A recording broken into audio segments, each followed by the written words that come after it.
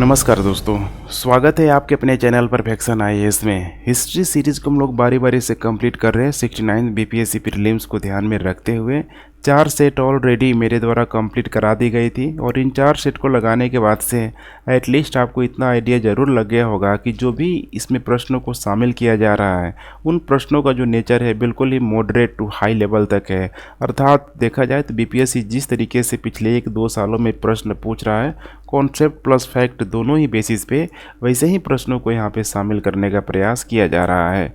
और इस सीरीज़ की सबसे बड़ी खासियत यही है कि इसमें प्रश्नों को देखिए एक बड़े डायमेंशन के अंतर्गत डील करने का प्रयास किया जा रहा है, ताकि जो भी इम्पोर्टेंट कॉन्सेप्ट है, जो भी इम्पोर्टेंट फैक्ट है, बुलेट पॉइंट है, सबको यहाँ पे इकट्ठा एक साथ कंपाइल करके आप लोगों को प्रोवाइड करा दिया जाए। इससे आपको बीपीएससी में लाभ मिलेगी, लेकिन उसके लिए आपको कंटिन्यू रूप से इस सीरीज़ को फॉलो करना होगा, जो कि जब तक बीपीएससी प्रीलिम्स कंप्लीट नहीं हो जाता तब तक ये सीरीज चलती रहेगी। प्रश्न संख्या 31 है, निम्नलिखित कथनों पर विचार कीजिए। गयासुद्दीन बलबन इलबारी जाति से संबंध रखता था तथा उसने बलबनी वंश की स्थापना की हुई थी। बिल्कुल ही करेक्ट स्टेटमेंट है। इलबारी जाति के गयासुद्दीन बलबन के द्वारा एक नए राजवंश की स्थापना की गई थी, जिसका नाम है बलबनी राजवंश। अब यहाँ पे हम लोग बात करते हैं बलबन के बारे में कि बलबन भारत आया कैसे। यहाँ पे देखा जाए तो उस समय देखिए गुलामों को खरीदने की जो प्रक्रिया थी, जो प्रथा थी, काफ़ी ज़ोर शोर से चल रही थी। इसी दरमियान देखेंगे तो एक व्यक्ति का नाम है जिसका नाम है ख्वाजा जमालुद्दीन बसरी। ख्वाजा जमालुद्दीन बसरी, इसी बसरी के द्वारा बलबन को खरीदा गया था और फिर आगे चल के 1232-33 में इसको यहाँ पे दिल्ली लाया गया, अर्थात भारत लाया गया। आगे चल के देखेंगे यहाँ पे तो इल्तुतमिश के द्वारा अपनी ग्वालियर विजय के दौरान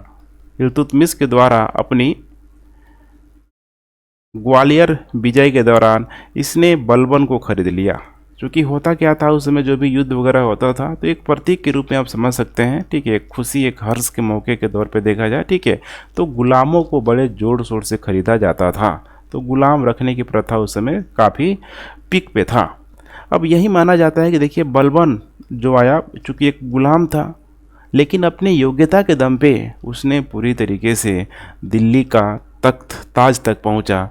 जैसे कि यहाँ पे आप समझ सकते हैं बलबन आगे चल के देखा जाए तो इल्तुतमिश के समय ही एक अच्छा खासा ओहदा प्राप्त कर चुका था, लेकिन आगे चल के जब उसकी पुत्री रजिया जब आएगी तो रजिया के समय भी देखा जाए तो अमीर शिकार पर जाएगा, अमीर ए शिकार के पद तक ये जाएगा। तो यहाँ पे मेंशन में किया गया है कि बलबन रजिया के समय में अमीर शिकार के पद पर पदस्थ था। ये भी बिल्कुल करेक्ट स्टेटमेंट होगा। इसके अलावा देखा जाए तो बहराम समय के, ठीक है, बहराम शाह जो शासक था उसके समय भी ये अमीर आखुर हो गया। इसके अलावा मसूद शाह के समय अमीर हाजिब हो गया। नसरुद्दीन शाह के समय देखा जाए तो अमीर हाजिब, अर्थात धीरे धीरे उसका पद, उसका ओहदा यहाँ पे बढ़ता जा रहा है। बलबन ने ही इल्तुतमिश द्वारा स्थापित 40 तुर्की सरदारों के दल को समाप्त किया हुआ था। बिल्कुल ही ये तीसरा भी स्टेटमेंट यहाँ पे करेक्ट है। बलबन, ध्यान रखिएगा, तुर्कान ए चहलगामी का सदस्य था। उसे रजिया के समय देखा जाए तो अमीर शिकार का पद प्रदान किया था, लेकिन जैसे ही नसरुद्दीन की मृत्यु के पश्चात देखा जाए 1266 ईस्वी में अमीर सरदारों के सहयोग से वह गयासुद्दीन बलबन के नाम से दिल्ली का राजा कह सकते हैं, ठीक है, सुल्तान कह सकते हैं, तख्ते ताज पर बैठा। आगे चल के बलबन ने इल्तुतमिश द्वारा स्थापित 40 तुर्की सरदारों के दल को यहाँ पे समाप्त कर दिया, तुर्क अमीरों को शक्तिशाली होने से रोका और अपने शासन काल में हुए एकमात्र जो विद्रोह है, ये भी आपको ध्यान रखना होगा। इसी के समय यहाँ पे बंगाल में किया था तुगरिल खां। ये बहुत इंपॉर्टेंट है। बंगाल में किया गया था, तुगरिल खां के द्वारा यहाँ पे किया गया था। हालांकि उसको दबाने के लिए बलबन ने अवध के सूबेदार अमीन खां को भेजा हुआ था, लेकिन वह असफल होकर लौट आया हुआ था। इस प्रकार देखा जाए तो करेक्ट उत्तर हो जाएगा डी। स्वदेशी आंदोलन के दौरान प्रसिद्ध बंगाल केमिकल स्वदेशी स्टोर की स्थापना किसके द्वारा की गई थी? चिदम्बरम पिल्लई, प्रफुल्ल चंद्र रे, के मिश्रा, पृथ्वी चंद्र राय। इसका करेक्ट उत्तर हो जाएगा यहाँ पे बी, प्रफुल्ल चंद्र रे। प्रफुल्ल चंद्र रे ने प्रसिद्ध बंगाल केमिकल स्वदेशी स्टोर की स्थापना की हुई थी। एक और नाम है चिदम्बरम पिल्लई। चिदम्बरम पिल्लई ने, ध्यान रखिएगा, शिपिंग उद्योग में निवेश किया हुआ था। बहुत इंपॉर्टेंट है यहाँ पे, शिपिंग उद्योग में यहाँ पे इन्वेस्टमेंट किया हुआ था। इसके अलावा बात कर रहे हैं हम लोग स्वदेशी आंदोलन के, बंगाल की बात कर रहे हैं, तो यहाँ पे रविंद्रनाथ टैगोर की भी चर्चा होनी चाहिए। रविंद्रनाथ टैगोर के द्वारा शांति निकेतन से, ध्यान रखिएगा, शांति निकेतन से प्रेरणा लेकर कलकत्ता में नेशनल कॉलेज भी आगे चल के खोला गया। तो शांति निकेतन जो कि स्थापना की गई थी रविंद्रनाथ टैगोर के द्वारा, इसी से प्रेरणा लेके आगे चल के नेशनल कॉलेज भी खोला गया था। नेशनल कॉलेज खोला गया था और अरविंदो घोष को इसका प्राचार्य नियुक्त किया गया था। इसके यहाँ पे प्राचार्य कौन थे? बहुत ही फेमस नाम, अरविंदो घोष। नाम ही काफ़ी है, अरविंदो घोष। मलिक कफूर के संदर्भ में निम्न कथनों पर विचार कीजिए। मलिक कफूर मूल रूप से मुस्लिम जाति का नपुंसक था। बुक पे देखेंगे तो सीधे यहाँ पे एक शब्द लिखा रहता है, हिजड़ा शब्द लिखा रहता है, बड़ा और लगता है, इसलिए मैंने इसको यहाँ पे नपुंसक किया हुआ है। तो यहाँ पे पहला स्टेटमेंट देखिए गलत हो जाएगा। गलत क्यों होगा? क्योंकि मलिक कफूर मूलतः हिंदू जाति का एक नपुंसक था, ना कि मुस्लिम जाति का, इसीलिए पहला स्टेटमेंट गलत हो जाएगा। अलाउद्दीन की मृत्यु के बाद मलिक कफूर ने सत्ता को अपने हाथ में केंद्रीकृत कर लिया था एवं स्वयं गद्दी को हथियाना चाहता था। ये भी बिल्कुल ही करेक्ट स्टेटमेंट है। हम लोग बात करते हैं यहाँ पे मलिक कफूर की। मलिक कफूर की शब्दों को आप लोग सुनते रहिए, ठीक है। राइटिंग मेरी थोड़ी ख़राब है सब, लेकिन कोई दिक्कत नहीं होगा, आपको पूरा पूरा यहाँ पे क्लियर हो जाएगा। तो मलिक कफूर, ध्यान रखिएगा, इसको 1000 दिनार में ख़रीदा गया था। 1000 दिनार में ख़रीदा गया था, इसीलिए मलिक कफूर को 1000 दिनारी के नाम से भी जाना जाता था। किसने खरीदा था ये ध्यान रखिएगा? नुसरत खान। नुसरत खान ने उसे खरीद कर 1298 ईस्वी में गुजरात विजय से वापस जाने पर सुल्तान अलाउद्दीन को, कह सकते हैं कि, तोहफे के रूप में दे दिया था। तो अलाउद्दीन खिलजी को यहाँ पे तोहफे के रूप में मलिक कफूर के रूप में प्राप्त हुआ था। शीघ्र ही देखा जाए तो वह सुल्तान के काफ़ी नज़दीक आ गया और 1307 ईस्वी तक सुल्तान ने उसे दिल्ली सल्तनत का मलिक नाइब पद दे दिया, जो कि बहुत, कह सकते हैं कि, ठीक है, उच्च पद हुआ करता था। अब यहाँ पे देखेंगे तो मलिक कफूर ने सत्ता को अपने हाथ में केंद्रित कर लिया था एवं स्वयं गद्दी को हथियाना चाहता था। ये भी बिल्कुल करेक्ट स्टेटमेंट है। सत्ता एवं प्रभाव में वृद्धि के साथ साथ देखा जाए तो मलिक कफूर की महत्वाकांक्षाएं आगे चल के बढ़ गई। 1316 ईस्वी तक अलाउद्दीन खिलजी के मृत्यु के बाद से उसने सुल्तान के जो नाबालिग लड़के को, अलाउद्दीन खिलजी के, कह सकते हैं, ठीक है, नाबालिग लड़के को सिंहासन पर बैठाकर राज्य की संपूर्ण शक्ति को अपने हाथ में केंद्रित कर लिया एवं स्वयं गद्दी हथियाने के मुंह में फंसकर देखा जाए तो अलाउद्दीन खिलजी के जो दो पुत्र हुआ करते थे, उन दोनों ही पुत्रों की आंखें निकलवाकर नाबालिग सुल्तान की मां को पूरी तरीके से बंदी बना लिया। इस प्रकार देखा जाए तो करेक्ट उत्तर हो जाएगा सी, 1 और 2 दोनों। अलाउद्दीन के प्रशासनिक सुधारों के संदर्भ में निम्नलिखित कथनों पर विचार कीजिए। दीवाने रियासत नामक विभाग की स्थापना अलाउद्दीन के समय ही की गई थी, जिसका संबंध शाही उद्घोषणाओं का प्रारूप तैयार करना था। अब देखेंगे 2 चीज़ें होती है, ध्यान रखिएगा। एक होता है दीवाने रियासत और एक होता है यहाँ पे दीवाने रसालत।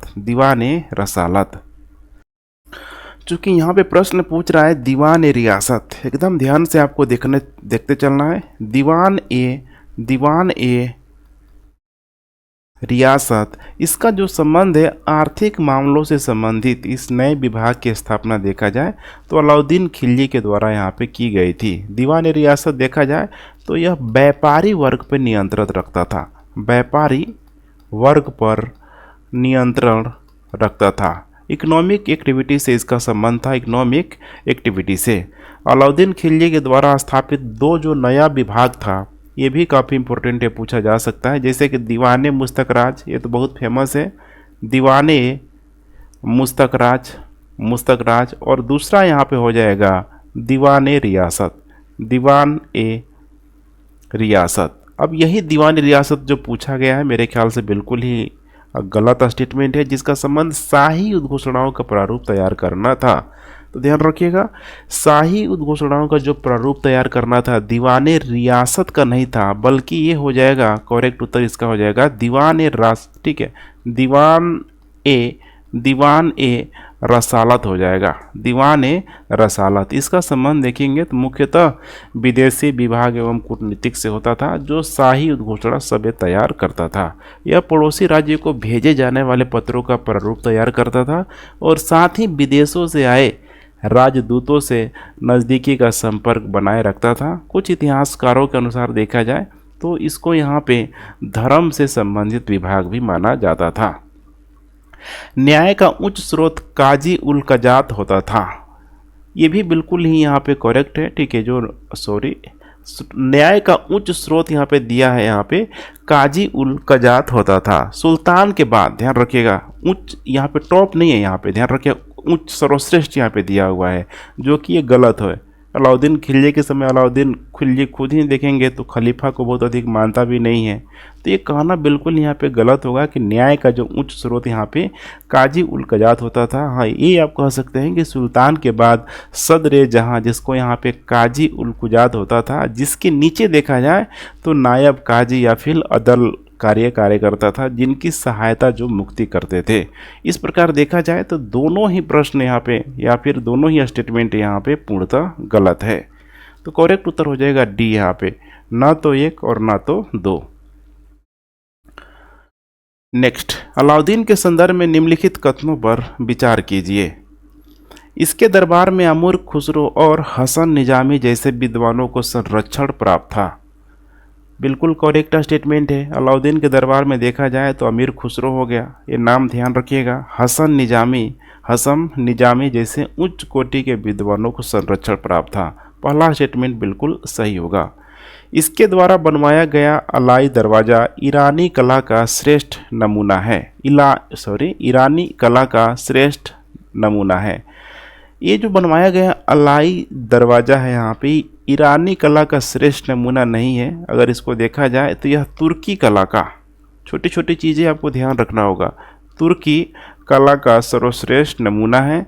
स्थापत्य कला के क्षेत्र में देखा जाए तो अलाउद्दीन खिलजी ने वृत्ताकार अलाई दरवाज़ा, वृत्ताकार इस प्रकार का आपको अलाई दरवाज़ा, अथवा फिर इसी को कुस्क ए शिकार भी बोला जाता है, कुस्क ए शिकार भी बोला जाता है, इसी का यहाँ पे निर्माण करवाया गया था तुर्की कला के अंतर्गत, इसीलिए इसको तुर्की कला का सर्वश्रेष्ठ नमूना माना जाता है, ना कि यहाँ पे ईरानी कला। तो दूसरा स्टेटमेंट गलत हो जाएगा, करेक्ट उत्तर हो जाएगा यहाँ पे सिर्फ और सिर्फ केवल एक। निम्नलिखित कथनों पर विचार कीजिए। गयासुद्दीन तुगलक ने अलाउद्दीन की कठोर नीतियों के विपरीत उदारता की नीति को अपनाया हुआ था, उदारता की नीति को अपनाया हुआ था किसके द्वारा? यहाँ पे गयासुद्दीन तुगलक के द्वारा, बिल्कुल ही यहाँ पे करेक्ट स्टेटमेंट है। अलाउद्दीन की कठोर नीति के विरुद्ध गयासुद्दीन तुगलक ने उदारता की नीति को अपनाया, जिसे बर्नी ने, बहुत ही फेमस कह सकते हैं कि जो ठीक है या इतिहासकार है, बर्नी ने यहाँ पे इसको रस्म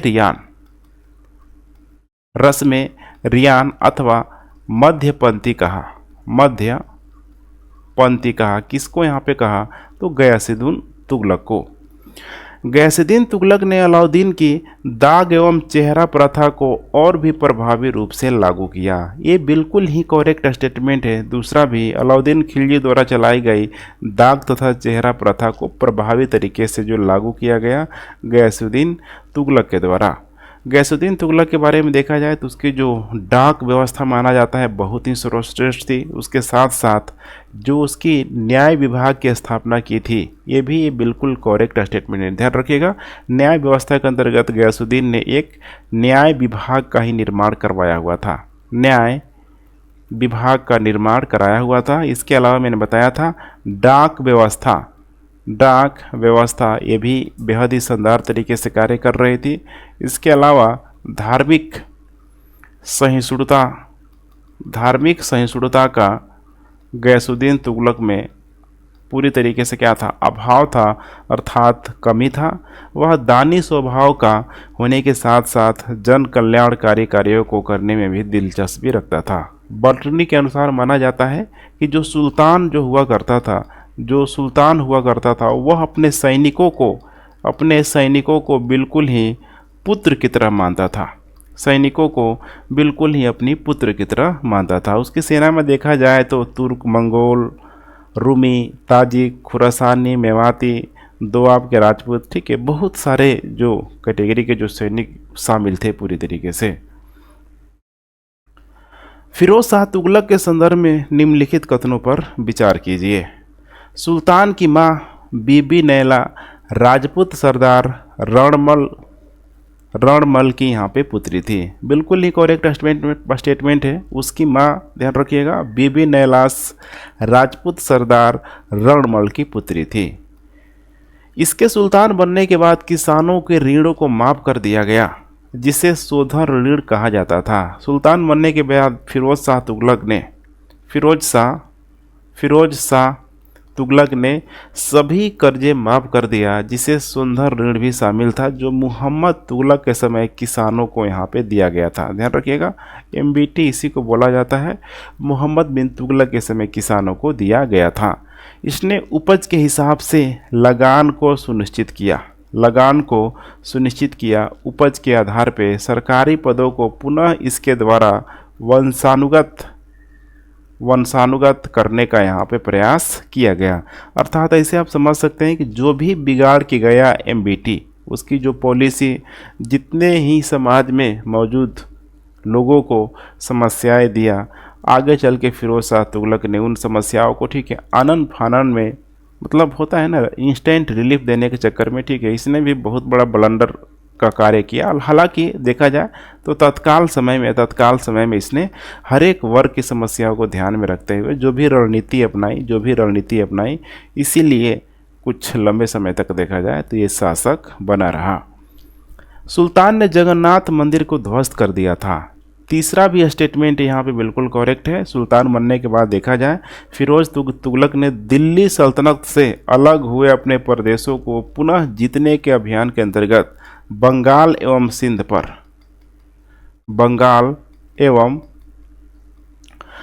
पर आक्रमण किया। 1360 ईस्वी में सुल्तान ने जाज नगर पर आक्रमण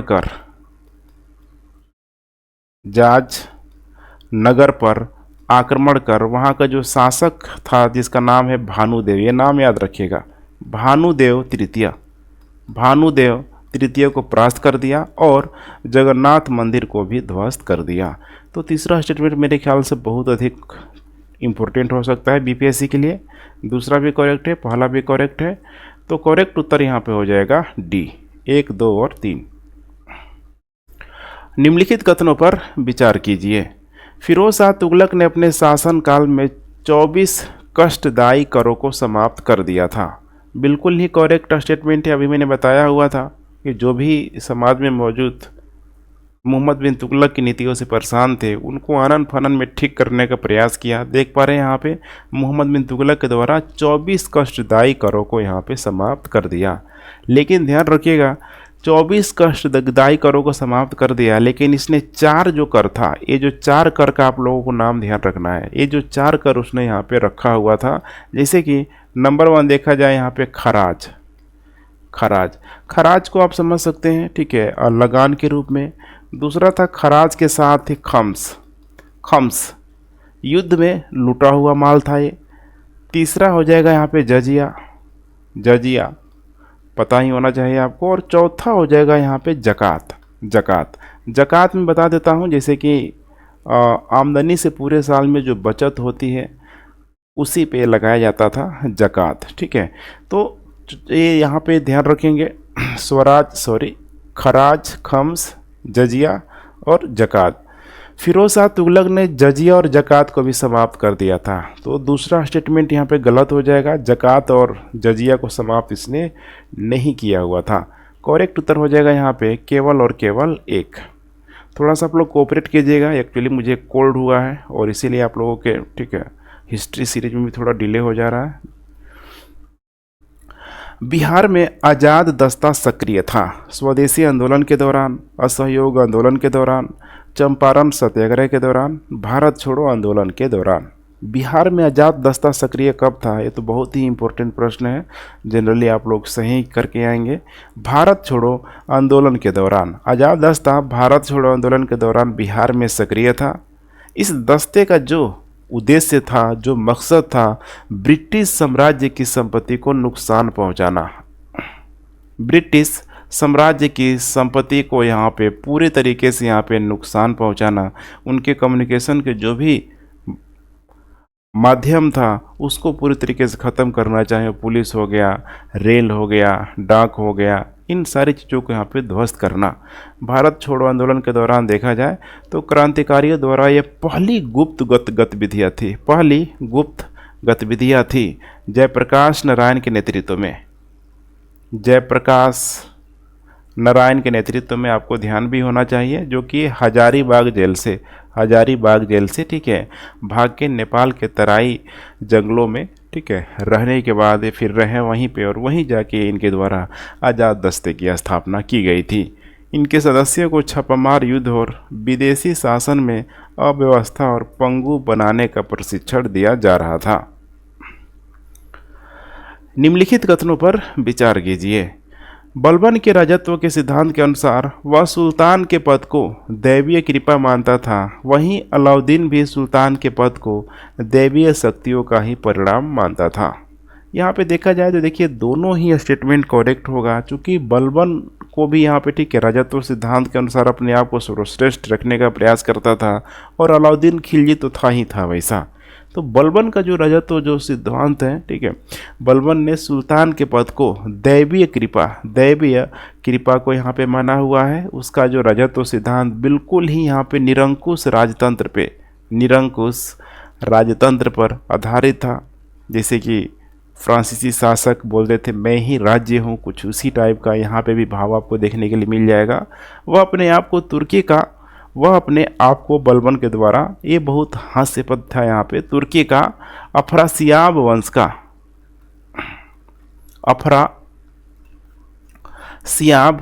का वंशज मानता था गुलाम, लेकिन आगे चल के चूँकि शासक जब बन गया तो अफरासियाब वंश से जब अपना संबंध जोड़ता था तो कोई उस पर प्रश्न चिन्ह लगाने की हिम्मत नहीं करता था।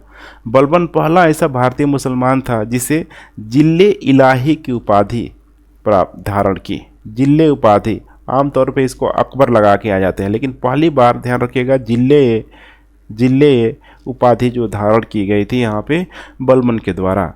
शासक के दैवीय सिद्धांत को सिद्ध करने के लिए बलबन ने अपने दरबार में सिजदा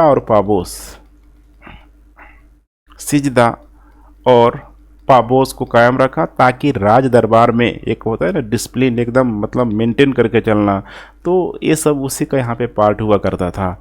बलबन ने अपने दरबार में ईरानी त्यौहार जिसका नाम है यहाँ पे नवरोज मनाने की प्रथा की भी यहाँ पे शुरुआत की। वह देखा जाए तो उच्च और निम्न वर्ग में पूरी तरीके से भेद करके चलता था। गैर तुर्क को कभी भी ध्यान रखिएगा उच्च पद पे नहीं रखता था, जो कि यहाँ पे दिया है कि बलबन वर्ग व्यवस्था में विश्वास रखता था। वह गैर तुर्क के व्यक्तियों को कभी भी उच्च पद प्रदान नहीं करता था, जो कि बिल्कुल ही करेक्ट स्टेटमेंट है। उसी तरीके से देखा जाए तो अलाउद्दीन का जो राजत्व सिद्धांत है ठीक है, वो भी उसी के बेसिस पे चलता था। अलाउद्दीन खुद एक सुन्नी मुसलमान था, वह राजा को देश के कानून से पूरी तरीके से ऊपर मानता था। अपने शासनकाल में अलाउद्दीन ने पहले यहाँ पे देखा जाए अभिजात वर्ग जो शमशीर जिनको बोला जाता था तथा अहले कलम उलेमा वर्ग के प्रशासनिक प्रभाव को कम करने का प्रयास किया। अलाउद्दीन के बाद देखा जाए मुबारक शाह खिलजी ने खलीफा के प्रभुत्व को स्वीकार नहीं किया। इन सारी चीज़ों को आपको ध्यान में रख के चलना है। सल्तनत काल में कानून व्यवस्था के संबंध में निम्नलिखित कथनों पर विचार कीजिए। सामान्य कानून मुस्लिम व गैर मुस्लिम दोनों पर समान रूप से लागू होते थे। देश का कानून मुस्लिम शासकों द्वारा शासित क्षेत्रों में प्रचलित कानून होता था। और तीसरा है फौजदारी कानून केवल मुस्लिम पर लागू होता था, केवल मुस्लिम पर लागू होता था। अब आइए हम लोग यहाँ पे देखते हैं। देखिए नंबर 1 है यहाँ पे सामान्य कानून मुस्लिम व गैर मुस्लिम दोनों पर समान रूप से यहाँ पे लागू होता था। हालांकि देखा जाए यहाँ पे सल्तनत काल में जो दंड जो व्यवस्था थी पूरी तरीके से कठोर थी। कस्बों एवं गांवों की सहायता के माध्यम से स्थानीय पंच लोग झगड़ों का निपटारा करते थे। अपराध की गंभीरता को देखते हुए देखा जाए तो बहुत अधिक जो कठोर दंड का जो प्रावधान था, जैसे मृत्यु दंड हो गया, अंग भंग यहाँ पे कर देना पूरी तरीके से, और संपत्ति को हड़पने तक का भी यहाँ पे दंड दिया जाता था। अब पहला स्टेटमेंट जो यहाँ पे कह रहा है कि सामान्यतः कानून मुस्लिम व गैर मुस्लिम दोनों पर सामान्य रूप से यहाँ पे लागू होता था। लेकिन देखा जाए तो सामान्य कानून व्यापार आदि से संबंधित ये कानून मुस्लिम एवं गैर मुस्लिम दोनों पर लागू होते थे, परंतु सामान्यतः यह कानून केवल मुसलमानों पर यहाँ पे लागू होता था। ध्यान रखिएगा, केवल मुसलमानों पर। तो यहाँ पे दिया हुआ है सामान्य कानून, और सामान्य कानून में अगर देखा जाए तो व्यापार को भी शामिल किया जा सकता है। तो ये बिल्कुल ही करेक्ट स्टेटमेंट है। देश का कानून मुस्लिम शासकों द्वारा शासित क्षेत्रों में प्रचलित कानून था। ये भी बिल्कुल ही यहाँ पे करेक्ट स्टेटमेंट है। देश का कानून मुस्लिम शासकों द्वारा शासित देशों में प्रचलित स्थानीय नियम कानून होता था। फौजदारी कानून केवल मुस्लिम पर यहाँ पे लागू होता था। अब ये तीसरा जो स्टेटमेंट है यहाँ पे गलत है। गैर देखा जाए, ठीक है, मुस्लिमों का धार्मिक एवं व्यक्तिगत कानून हिंदुओं के सामाजिक मामले में दिल्ली सल्तनत का अति सूक्ष्म हस्तक्षेप यहाँ पे होता ही होता था। जैसे कि फौजदारी कानून, यह कानून मुस्लिम एवं गैर मुस्लिम के साथ साथ हो जाएगा गैर मुस्लिम दोनों पर यह लागू होता ही होता था। और बड़े मज़े की बात, उनके मुकदमे के सुनवाई में देखा जाए तो पंचायत में विद्वान, पंडित, ब्राह्मण सब मिल के यहाँ पे किया करते थे। इस प्रकार यहाँ पे तीसरा स्टेटमेंट गलत हो जाएगा, पहला और दूसरा सही होगा। करेक्ट उत्तर हो जाएगा यहाँ पे ए। जैन उल अखबार नामक ग्रंथ की रचना की गई थी। बहुत ही इंपॉर्टेंट प्रश्न है, अगर आपको आता है तो पहले आप लोग कमेंट करके बताएं। अली अहमद द्वारा, अबू सईद द्वारा, अबुल फजल द्वारा, इसके अलावा महमूद गजनबी के द्वारा। इसका करेक्ट उत्तर हो जाएगा यहाँ पे देखिए बी, अबू सईद के द्वारा। ठीक है, तो जैन उल अखबार अबू सईद द्वारा रचित इस ग्रंथ में देखा जाए तो ईरान के इतिहास एवं महमूद गजनवी के जीवन के विषय में जानकारी मिलती है। किसके बारे में? तो ईरान का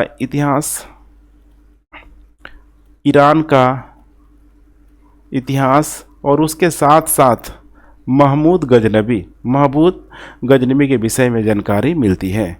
अब यहाँ पे अबू सईद के बारे में एक चीज़ और आपको ध्यान रखना है, तारीख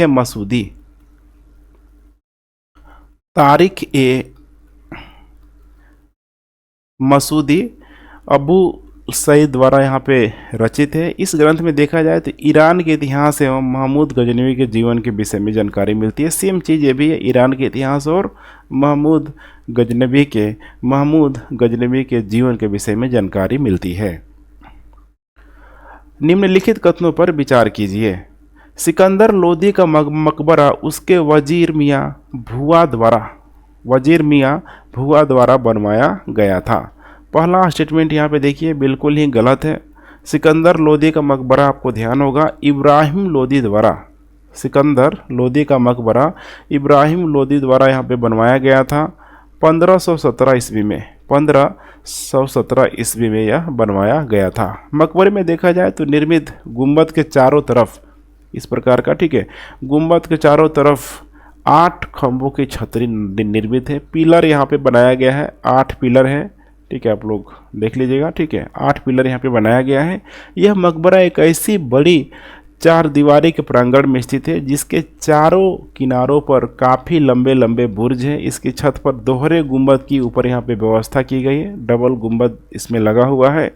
मार्शल के अनुसार, जो कि एक इतिहासकार है, संभवतः इस शैली ने मुगल सम्राटों के विशाल उद्यान युक्त मकबरे का पथ प्रदर्शन किया। आगे चल के बड़े बड़े मकबरे का भी यहाँ पे निर्माण होने लगा और मुगल शैली को अपने विकास में इस मकबरे का महत्वपूर्ण सहयोग भी प्राप्त हुआ। इसीलिए पहला गलत है। दूसरा है यहाँ पे देखिए, मोठ की मस्जिद का निर्माण जलाल खान ने कराया था। अब यहाँ पे देखेंगे तो मोठ की मस्जिद का जो निर्माण कराया गया था, सिकंदर लोदी का जो वजीर हुआ करता था मियाँ भुआ, यही है मियाँ भुआ, ये यहाँ पे किया हुआ है। तो दूसरा स्टेटमेंट में यहाँ पे बिल्कुल यहाँ पे गलत हो जाएगा, ध्यान रखिएगा, दूसरा भी स्टेटमेंट गलत हो जाएगा। मस्जिद की प्रशंसा में देखा जाए तो सर सैयद अहमद खान ने कहा है कि लोदी स्थापत्य जो कला है आकार में सुंदर उपहार कृति है, सुंदर उपहार कृति है, जो कि काफ़ी फेमस है, सर सैयद अहमद खां, आप लोगों ने नाम जरूर सुना होगा। मार्शल के अनुसार लोदियों के स्थापत्य कला में जो सबसे सुंदर है उसका संक्षिप्त जो रूप है मोठ की मस्जिद में यहाँ पे विद्यमान है। तो इस मोठ की मस्जिद का जो निर्माण कराया गया था यहाँ पे, ठीक है, मियाँ भुआ के द्वारा करवाया गया था। लोदी वंश को पर्सी ब्राउन के द्वारा मकबरों का युग की संज्ञा दी गई थी। पर्सी ब्राउन ने इस युग को मकबरे के युग के नाम से संबोधित किया है। बड़े खां और छोटे खां के मकबरे का जो निर्माण है सिकंदर लोदी ने करवाया हुआ था। तो पहला और दूसरा देखिए गलत है, तीसरा बिल्कुल ही यहाँ पे करेक्ट स्टेटमेंट है। तो करेक्ट उत्तर हो जाएगा यहाँ पे केवल और केवल सी। इसकी स्थापना सैयद अबुल कादिर अल गिलानी ने की थी। इसको पीरान ए पीर अर्थात संतों के प्रधान तथा पीर ए दस्तगीर मददगार संत आदि की उपाधियाँ प्राप्त की थी। भारत में इस सिलसिले के प्रवर्तक मोहम्मद गौस थे। अब मोहम्मद गौस आ गया तो आप लोग आसानी से लिंक कर सकते हैं। मोहम्मद गौस आपको यहाँ पे ध्यान भी होगा यहाँ पे, ठीक है।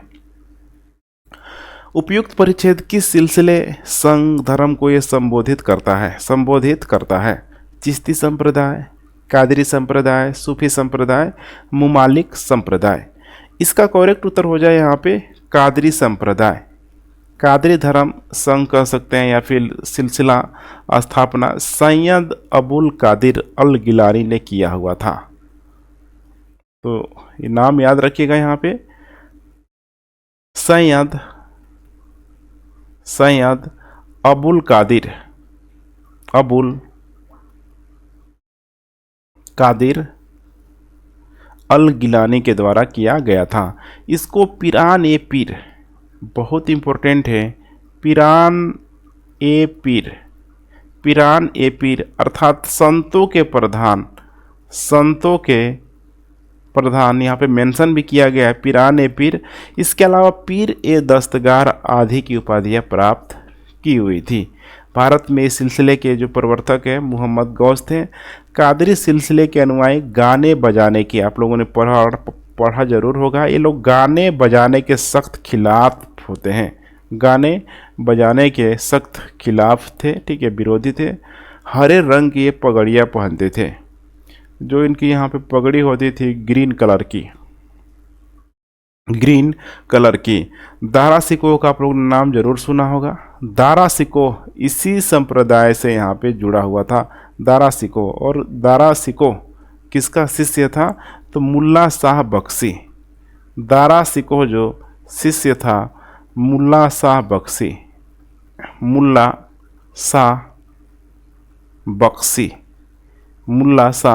बख्शी। प्रारंभ में देखा जाए यह सिलसिला सिंध तक सीमित था, परंतु बाद में यह आगरा एवं अन्य स्थानों तक, भारत के अन्य क्षेत्रों तक के फैलता चला गया। पटना में आपको कमेंट करना है, ठीक है, पटना में कौन सा संप्रदाय चल रहा था, किसके नेतृत्व में चल रहा था, इसे भी आपको बताना है, मुस्लिम धर्म से संबंधित। हाल ही में गुरु के साहिबजादों की स्मृति में वीर बाल दिवस कब मनाना जाना तय हुआ है? इसको मनाया भी गया है 16 दिसंबर, 26 दिसंबर, 28 दिसंबर, 9 दिसंबर। बहुत ही आसान जवाब होगा, आसान सा जवाब है 26 दिसंबर।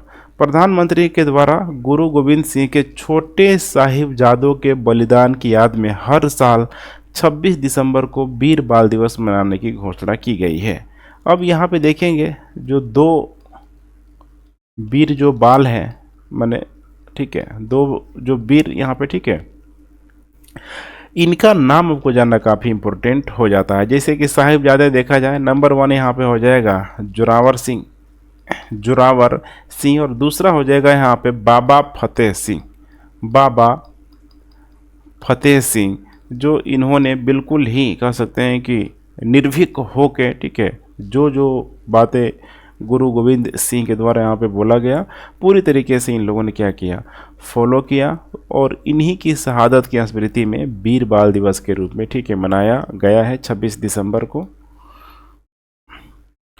विजयनगर साम्राज्य के संदर्भ में निम्नलिखित कथनों पर विचार कीजिए। इस साम्राज्य को मध्य युग और आधुनिक युग के बीच का संक्रांति का काल कहा गया है। बिल्कुल ही आसान है ये। विजयनगर का देखा जाए शाब्दिक जो अर्थ होता है, नाम ही है विजयनगर, अर्थात जीत का शहर, अर्थात जीत का शहर। प्रायः इस नगर को मध्य युग का प्रथम हिंदू साम्राज्य माना जाता है। बहुत इंपॉर्टेंट है यहाँ पे, मध्य युग का हिंदू साम्राज्य, हिंदू साम्राज्य भी कहा जाता है। 14वीं शताब्दी में उत्पन्न विजयनगर साम्राज्य को मध्य युग और आधुनिक औपनिवेशिक काल के बीच का संक्रांति का काल भी कहा जाता है। अभी सब चीज़ रटने की बातें नहीं होती है। अगर हिस्ट्री आप लोगों ने थोड़ा बहुत भी थ्रो आउट किया होगा तो आसानी से आप समझ जाएंगे इसका मीनिंग क्या है। इसीलिए पहला स्टेटमेंट सही है। दूसरा स्टेटमेंट है यहाँ पे, यह साम्राज्य राजनैतिक एवं सांस्कृतिक आंदोलनों का परिणाम था तथा इसकी स्थापना की प्रेरणा के रूप में सायण और विद्यारण्य को जाना जाता है। बहुत इंपॉर्टेंट नाम है, सायण और विद्यारण्य, ठीक है। तो देखा जाए अपने इस साहसिक कार्य में उन्हें, ठीक है, ब्राह्मण विद्वान कह सकते हैं कि माधव विद्यारण्य तथा वेदों के प्रसिद्ध यहाँ पे भाष्यकार शायर, मतलब जो, ठीक है, शायर से यहाँ पे प्रेरणा मिली हुई थी, इसीलिए इसकी यहाँ पे स्थापना की गई थी। इस साम्राज्य का प्रथम शासक हरिहर तथा बाद में उसके उत्तराधिकारी के रूप में बुक्का ने पदवी को यहाँ पे संभाला हुआ था, पद को यहाँ पे संभाला हुआ था। ये भी देखा जाए, ठीक है, बिल्कुल ही करेक्ट स्टेटमेंट है। विजयनगर जो, ठीक है, का जो प्रथम शासक के रूप में देखा जाए तो यहाँ पे हो जाएगा हरिहर, और बाद में हो जाएगा, यहाँ पे ध्यान रखिएगा, बुक का प्रथम भी आएगा। अब इसमें टाइम पीरियड ध्यान रखेंगे, जैसे कि अगर हम लोग बात करते हैं हरिहर की तो 1336 से लेके 1356 के बीच, और उसके बाद जब आएगा बुक्का का टाइम पीरियड होगा 1356 से लेके 1377 के बीच यहाँ पे हुआ था। देखा जाए राजधानी, ठीक है, विपुल शक्ति एवं संपदा का पूरी तरीके से प्रतीक थी। बिल्कुल ही तुंगभद्रा नदी के किनारे, ये भी पूछा जा सकता है विजयनगर साम्राज्य किस नदी के किनारे बसा हुआ था, तो तुंगभद्रा नदी के किनारे बिल्कुल दक्षिण पे ये पूरी तरीके से बसा हुआ था। विजयनगर के विषय में देखा जाए, फारसी जो यात्री था अब्दुर रजाक, ये आया भी था, अब्दुर रजाक ने लिखा है कि विजयनगर दुनिया के सबसे भव्य शहरों में से एक है यहाँ पे, ठीक है, जो उसको देखे या सुने हुए थे। इसके अलावा देखा जाए आगे चल के विजयनगर साम्राज्य में आगे चल के मदुरा को भी शामिल यहाँ पे कर लिया गया, और सर्वप्रथम बुक्का ने ही बहमनी और विजयनगर साम्राज्य के मध्य बने विवाद के कारण कृष्णा नदी को बहमनी तथा विजयनगर साम्राज्य के मध्य की सीमा भी माना हुआ था। प्रश्न पूछा जा सकता है। तो इस प्रकार देखा जाए तो करेक्ट उत्तर हो जाएगा यहाँ पे डी, 1, 2 और 3। ये जो नाम है आप याद रखेंगे, ठीक है, सायण, और दूसरा हो जाएगा यहाँ पे विद्यारण्य। माना जाता है कि विद्यारण्य के प्रेरणा स्रोत के फलस्वरूप तब जाके यहाँ पे हिंदू साम्राज्य की स्थापना की गई थी। निम्नलिखित युग्मों पर विचार कीजिए। कुदी एक कृषक मजदूर होते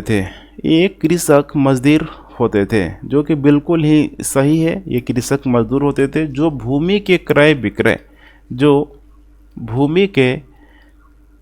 क्रय विक्रय के साथ ही हस्तांतरित हो जाते थे, परंतु इन्हें इच्छापूर्वक कार्य से विलग नहीं किया जा सकता था। पहला सही है।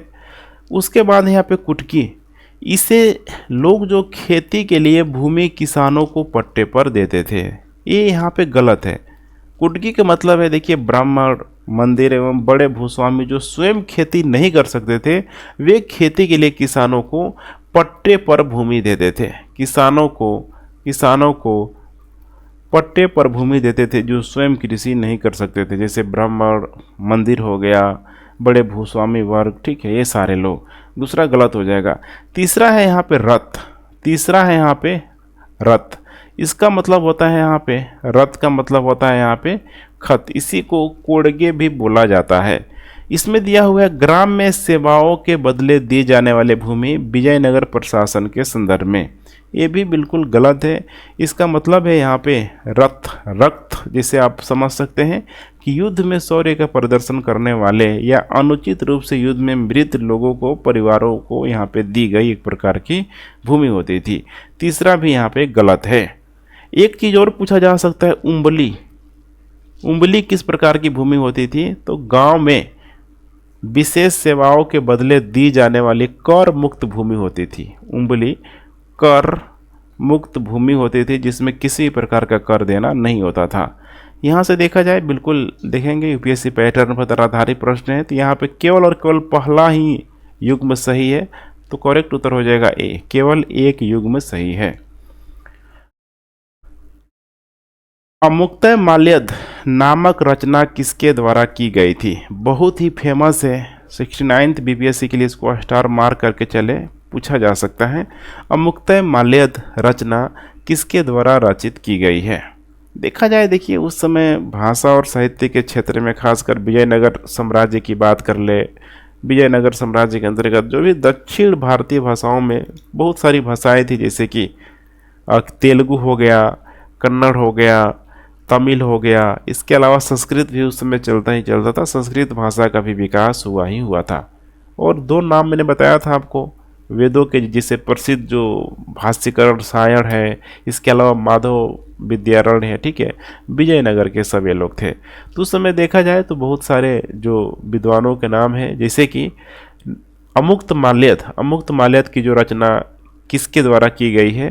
तो देखिए इसका करेक्ट उत्तर यहाँ पे हो जाएगा कृष्णदेव राय के द्वारा। ऐसे ही यहाँ पे और भी है, जैसे कि हरिदास के द्वारा। सब ध्यान से देखते चलेंगे आप लोग। इरुसलय बिलक्कम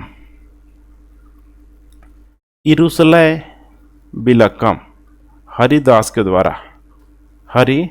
द्वारा यहाँ पे भी दिया हुआ है। उसके बाद नेक्स्ट है यहाँ पे मधुर के द्वारा देखेंगे तो धर्मनाथ पुराण।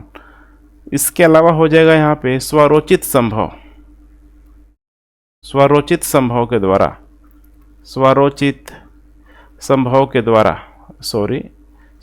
जो संभव है यहाँ पे पेद्दन के द्वारा। 3 नाम हो गया। एक और नाम आप लोग जान लीजिए, जैसे कि तेनाली रामा है यहाँ पे। तेनाली रामा के द्वारा जो किया गया है, तेनाली रामा के द्वारा वो किया है यहाँ पे मनुचरित्र।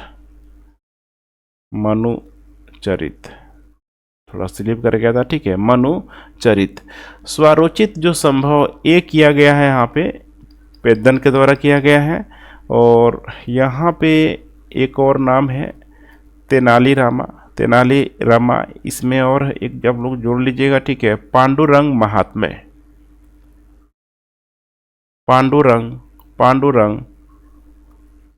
महात्म्य। इसकी भी रचना तेनाली रामा के द्वारा की गई है, ठीक है।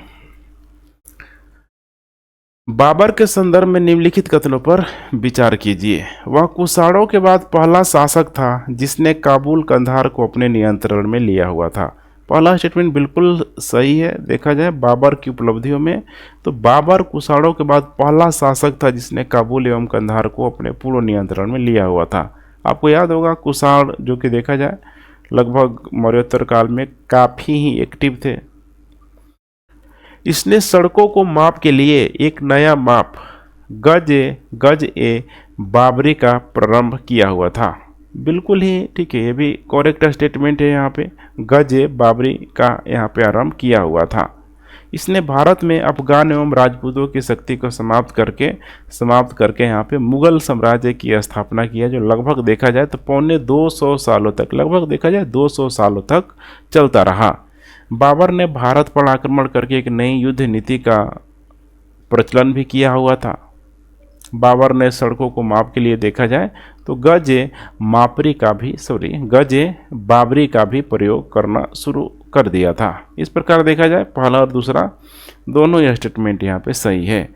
बाबरनामा का फारसी अनुवाद अमीर खुसरो ने किया हुआ था। अब यहाँ पे ध्यान रखिएगा अमीर खुसरो कहाँ है, ठीक है, दिल्ली सल्तनत, और यहाँ पे किसकी बात कर रहे हैं हम लोग, मुगलों की बात कर रहे हैं। तो इसका जो बाबरनामा का फारसी जो अनुवाद किया गया था अब्दुल रहीम खान खाना के द्वारा यहाँ पे किया गया था। बाबर देखा जाए तो देखिए एक योग्य शासक होने के साथ साथ तुर्की भाषा का भी अच्छा खासा विद्वान था। उसने तुर्की भाषा में अपनी आत्मकथा, बाबर की जो आत्मकथा है पूछा जा सकता है, जिसका नाम है यहाँ पे बाबरनामा, इसने खुद यहाँ पे लिखा हुआ है। तो यहाँ पे देखेंगे करेक्ट उत्तर यहाँ पे हो जाएगा, तीसरा तो नहीं होगा, पहला और दूसरा ही करेक्ट उत्तर होगा। अकबर के संदर्भ में निम्नलिखित कथनों पर विचार कीजिए। अकबर ने राजपूतों के प्रति अपनी युद्ध नीति की मित्रता की नीति से बदलकर उनको अपने अधीन किया था, लेकिन जिन राजपूतों ने मित्रता को नहीं अपनाया उनके प्रति युद्ध नीति को बरकरार रखा। बिल्कुल ही करेक्ट स्टेटमेंट है। अकबर ने राजपूतों के प्रति विशेष नीति अपनाते हुए उन राजपूत शासकों से मित्रता एवं वैवाहिक संबंध स्थापित किया जिन्होंने उसकी अधीनता पूरी तरीके से स्वीकार कर ली, लेकिन जिन्होंने उसकी अधीनता को स्वीकार नहीं किया उनसे युद्ध के द्वारा अकबर ने अधीनता स्वीकार कराने का प्रयत्न भी किया। पहला स्टेटमेंट सही है। गोंडवाना विजय की गठित सेना का नेतृत्व आसफ खान ने किया हुआ था तथा गोंडवानों को मुगल साम्राज्य के अधीन ला दिया। ये देखा जाए, ठीक है, तो बहुत ही आसम खान के द्वारा यहाँ पे ज्यादती भी यहाँ पे किया गया था। आसम खान, ध्यान रखिएगा, ठीक है, आसफ जो खान है उस समय तत्कालीन गोंडवाना राज्य की जो शासिका जो हुआ करती थी वह महोबा की जो चंदेल राजकुमारी, बहुत रिस्पेक्टेबल जो नाम है, ठीक है, रानी दुर्गावती, जो अपने अल्पायु पुत्र वीर नारायण की संरक्षिका के रूप में शासन कर रही थी, ठीक है, वहीं पे जाके आसम खान के नेतृत्व में देखा जाए तो मुगल सेना का डटकर मुकाबला किया। इसमें उनका बेटा खुद, ठीक है, वो मारी गई। 1564 में अकबर के द्वारा यहाँ पे भेजा गया था, इसको आसफ खान को यहाँ पे भेजा गया था। 1564 में ही देखा जाए तो गोंडवाना मुगल साम्राज्य के अधीन भी हो गया था। इस प्रकार दूसरा भी स्टेटमेंट करेक्ट है। करेक्ट उत्तर हो जाएगा यहाँ पे सी। अकबर के समय में बने हरम दल का सदस्य निम्न में से कौन था? हरम दल का सदस्य निम्न में से कौन था? देखा जाए अगर हरम दल की बात किया जाए यहाँ पे तो मुगल काल में जिस कमरे में खास महिलाएं या फिर कह सकते हैं बेगम रहा करती थी उसे हरम कहा जाता था। यह प्रथा देखा जाए मध्य पूर्व से शुरू हुई थी और पाश्चात्य सभ्यता में इसे उस्मानी साम्राज्य से भी जोड़कर यहाँ पे देखा जाता है। दक्षिण एशिया में इसी को देखा जाए तो आगे चल के पर्दा प्रथा के नाम से भी जाना जाने लगा। अब हरम दल का जो सदस्य है यहाँ पे आप लिंक कर सकते हैं, जैसे कि मामनगा होगी। इसके अलावा आदम खां, इसके अलावा यहाँ पे हो जाएगा मुनीम खां, सिहाबुद्दीन हो जाएगा। इसके अलावा अहमद खां हो जाएगा। बैरम खां नहीं था, ध्यान रखिएगा, बैरम खां नहीं था। तो करेक्ट उत्तर हो जाएगा यहाँ पे सी, 1, 2, 3, 4 और 5। सूची 1 को सूची 2 से सुमेलित करना है। दास प्रथा की समाप्ति कब हुई थी? ये देखेंगे, पूरा टाइम पीरियड आप लोग देख पा रहे हैं। दास प्रथा की समाप्ति हुई थी यहाँ पे 1562 में। 1562 में बात कर रहे हैं हम लोग मध्यकाल की। हरम दल के प्रभाव से मुक्ति यहाँ पे कब मिली थी? ये मुक्ति जो मिली हुई थी यहाँ पे 1562 में, ठीक है। तो यहाँ पे देख पा रहे हैं ए का है 4 और बी का हो जाएगा 3। बाकी को आपको लिंक करना होगा, कॉमन सेंस आपको लगाना होगा, बाकी ये 2 लगवा देगा आप लोगों से। तीर्थ यात्रा कर की समाप्ति कब हुई थी? तीर्थ यात्रा कर की समाप्ति हुई थी 1563 में और जजिया कर की समाप्ति की गई थी 1564 में। तो पहला और दूसरा का देखिए, ठीक है, 3 और 4 कॉमन आंसर यहाँ पे हो जा रहा है, तो यहाँ से देख सकते हैं आप लोग। सी का हो जाएगा 2, सी का हो जाएगा 2 और डी का हो जाएगा 1 और ए का हो जाएगा 4 और बी का हो जाएगा 3। करेक्ट उत्तर हो जाएगा यहाँ पे डी। महमूद गजनवी का दरबारी इतिहासकार कौन था? दरबारी इतिहासकार कौन था? हसन निजामी, उत्बी, फिरदौसी, चंद बरदाई। ये तो बहुत ही आसान से जवाब होगा, ठीक है। उसका जो दरबारी जो इतिहासकार था जिसका नाम था उत्बी था, उत्बी। महमूद गजनवी शिक्षित एवं सुसभ्य था, ध्यान रखिएगा, ठीक है। वह विद्वानों एवं कलाकारों का भी सम्मान करता था। उसे अपने समय के महान विद्वानों को, ठीक है, गजनी में इसके द्वारा एकत्रित किया गया था। उसने किताब उल यामिनी, किताब उल यामिनी अथवा कह सकते हैं कि तारीख ए यामिनी, तारीख ए यामिनी नामक ग्रंथ की रचना की हुई थी।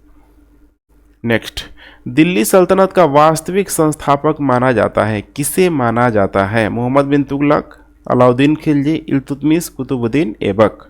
जनरली यहाँ पे इल्तुतमिश और कुतुबुद्दीन ऐबक को लेकर कन्फ्यूजन बना रहता है, लेकिन ध्यान रखिएगा दिल्ली सल्तनत का अगर पूछा जाएगा वास्तविक जो संस्थापक, तो करेक्ट उत्तर हो जाएगा सी, इल्तुतमिश, इल्तुतमिश। हालांकि दिल्ली सल्तनत का संस्थापक या फिर प्रथम शासक अगर देखा जाए तो माना जाता है यहाँ पे कुतुबुद्दीन ऐबक को माना जाता है।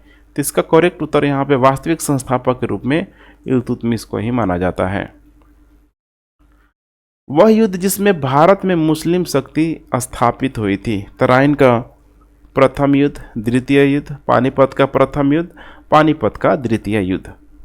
भारत में मुस्लिम शक्ति स्थापित हुई थी, बहुत ही ऐतिहासिक युद्ध है। उस युद्ध का यहाँ पे नाम होगा तराइन का द्वितीय युद्ध। तराइन का द्वितीय युद्ध 1192 में तराइन के द्वितीय युद्ध में मोहम्मद गोरी द्वारा पृथ्वीराज चौहान के पराजय के बाद भारत में मुस्लिम शक्ति की स्थापना हो गई। गोरी की सजगता और श्रेष्ठ युद्ध प्रणाली के कारण मुसलमानों की उस समय जीत हो गई थी। यूरोप व्यापार के संबंध में निम्नलिखित कथनों पर विचार कीजिए। नंबर 1 है यहाँ पे बार्थोलोमेडियाज भारत के समुद्री रास्ते की खोज में स्पेन से अमेरिका यहाँ पे पहुँच गया था, स्पेन से अमेरिका पहुँच गया था। क्या ये सही है? देखिए पहला स्टेटमेंट बिल्कुल ही यहाँ पे गलत है। अगर हम लोग बात करें यहाँ पे बार्थोलोमेडियाज की यहाँ पे बात करें तो 1487 में अफ्रीका का अंतिम किनारा, जिसको हम लोग, ठीक है, केप ऑफ गुड होप बोलते हैं, वहाँ तक के पहुँचा था। यहाँ पे आशा अंतरिप के नाम से भी इसको जाना जाता है, आशा अंतरिप, ठीक है। तो ये जो लास्ट वाला जो एरिया है कुछ इस टाइप का आपको देखने के लिए मिल जाएगा, ठीक है।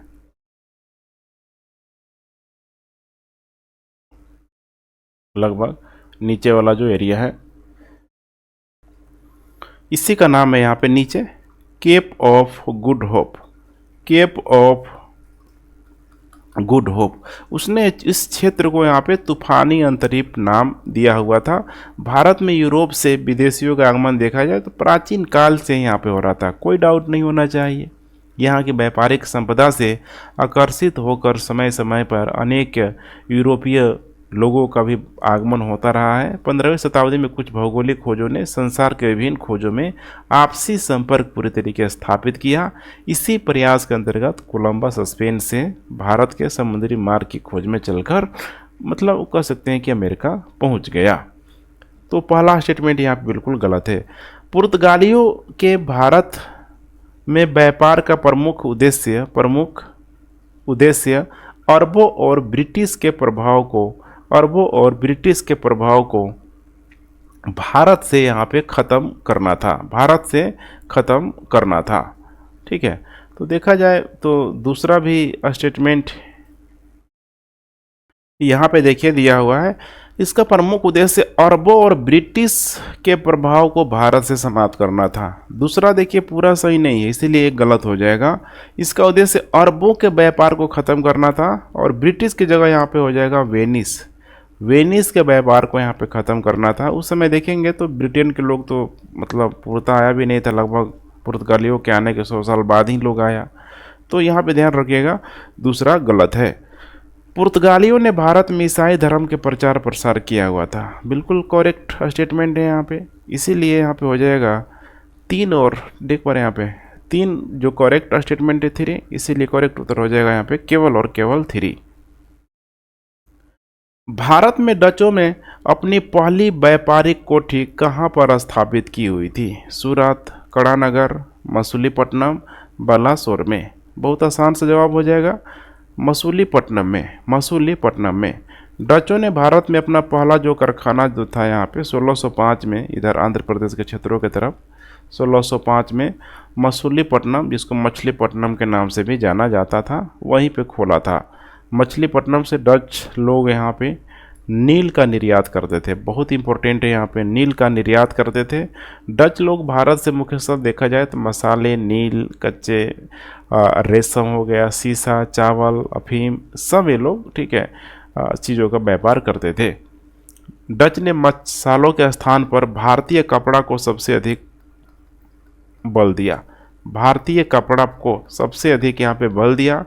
माना जाता है कि भारतीय जो होता है रेशम कह सकते हैं, सूत हो गया, इन सूतों से मतलब प्राइमरी और द्वितीयक दोनों ही वस्तुएं का जो निर्माण करने का जो श्रेय दिया जाता है डचों को ही यहाँ पे दिया जाता है।